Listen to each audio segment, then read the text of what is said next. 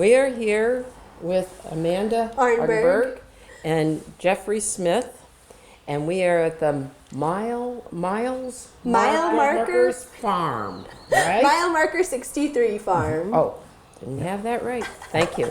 So tell me the history of this farm. Well, the name comes from the old Boston Post Road, which is currently right in front of the building. And that was a postal route laid out by Benjamin Franklin.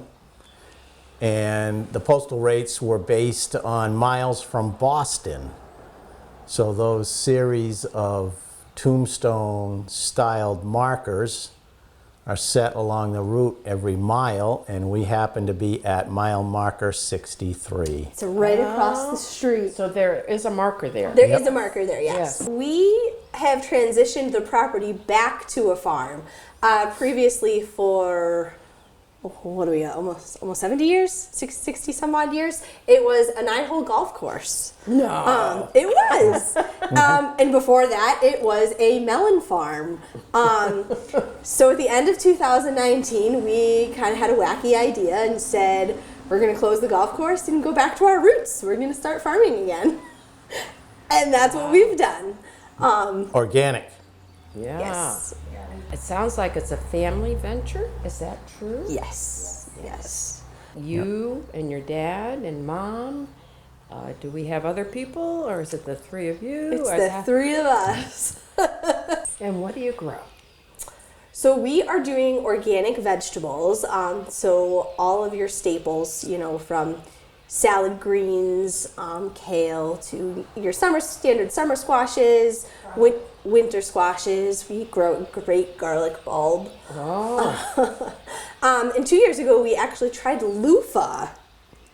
If you didn't know, great. I actually have some right here. Very cool. They grow like a supersized gourd, which a lot of people think they come from the ocean. And I guess you can get some from the ocean, but Sea sponges, but not the same. we tried the gourd root, and that was really fun. So we're gonna. so you call them what? It's a Loofah. loofah sponge, Yeah, like you can it use is. with But your you dishes. said gourd. What did you say? Yeah, that's the core of the gourd, so skin removed. The core of the gourd. Okay. So they grow like a supersized cucumber. We had a couple that were close to 3 feet long. Whoa. Yeah. So then you have to go through the drying process. You take them off the vine, dry them up, then you peel the skin off, and this is what's left. Wow. So yeah, natural sponge. You use it in your shower for your dishes. That's amazing. Anything you would use a sponge for. Wow. Yeah, they're very cool. Very cool. So are you going to do it again? We sure are. Oh, okay. All right. We've grown cantaloupe and watermelon. And Have you really up Yeah. here? Yeah. With good results? Yes, the farm in the past, when it was Drake's Garden, which is what it was in the early 19th century, was known for its melons. So it was a kind of renowned melon farm. And we found the same thing. The melons are excellent. You've got some greenhouse, I see. Yep, yep. That's is in the that- works. And Okay. we have like a small little start house right here. We're getting things going. And then our abandoned greenhouse out there.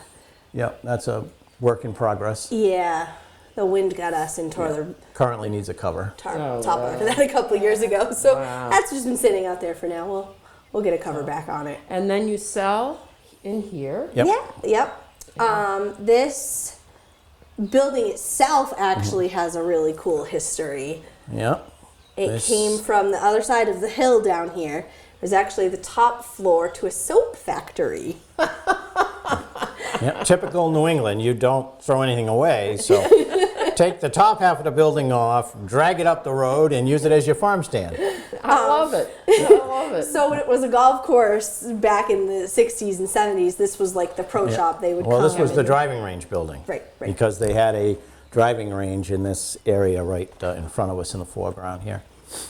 So we growing up, we always just called it the driving range building because that's what it started out as when I was a kid. And were you a golfer?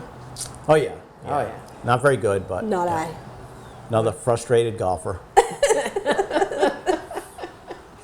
So you'll start planting? Yeah, not for another good month and a half. We have exciting news. We are in the current process of building a disc golf course.